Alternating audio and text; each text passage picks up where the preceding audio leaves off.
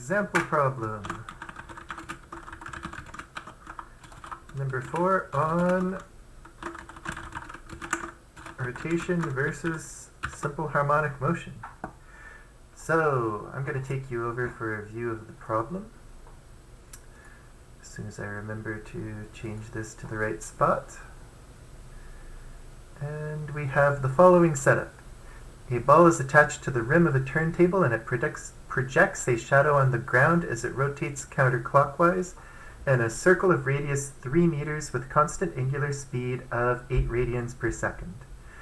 At t equals 0, its shadow has an x-coordinate of 2 meters and is moving towards the right.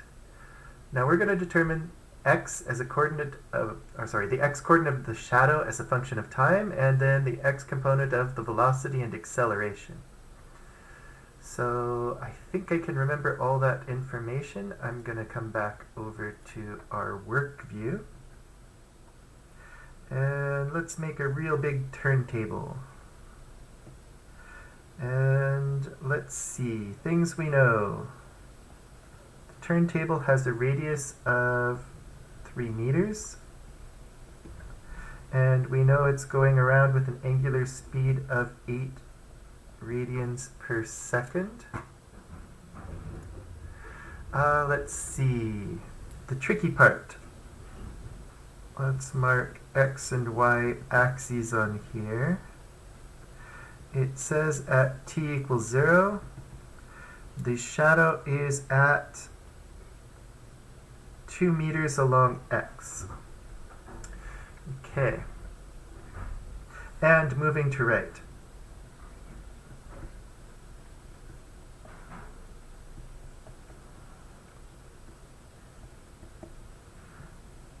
So let's see. Well, if it's going around as shown in the counterclockwise direction, going like that, then if it's moving to the right, there are 2 possible places that, based on position, it could be. It could be anywhere along that dashed line. But the moving to the right fixes it. There's only one that still has it moving to the right. We choose the bottom, and the top would be incorrect. So that would be the position of the ball at t equals 0. So the main thing to notice here is we have a phi. It exists. It is non-zero. How can we find it? Well, we happen to know the hypotenuse and we happen to know the adjacent side. So phi will be the inverse cosine of 2 meters over the 3 meters, but this only gives the reference angle. Alright, I need to take a moment and pop my calculator into radian mode because we've got 8 radians, so we need radians. Radian mode, inverse cosine of 2/3. So that means the reference angle is 0.841 radians.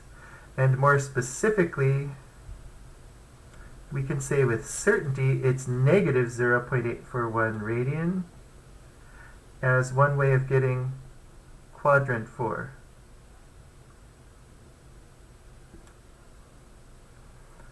Alright, so we've got our reference angle.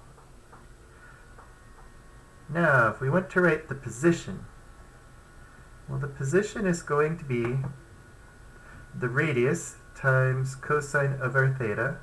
So we're going to have our 3 meter distance. Cosine of theta is our omega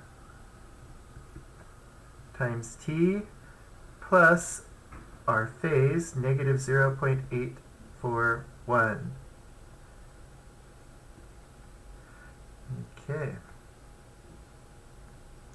So, not too hard. Alright, as soon as we have x, the rest of them pretty much come for free because vx is dx dt and ax is dvx dt. So here we'll be pulling the 8 out in front, so we'll have 24 meters per second. The cosine becomes a sine. 8 radians per second times t minus 0.841 radian. Alright, derivative of sine is cosine, derivative of cosine is minus sine, so I do need a minus there. Derivative of sine is cosine, so the minus sign stays. 24 times 8, 25 times 8 would be 200, so this is going to be a pretty large number.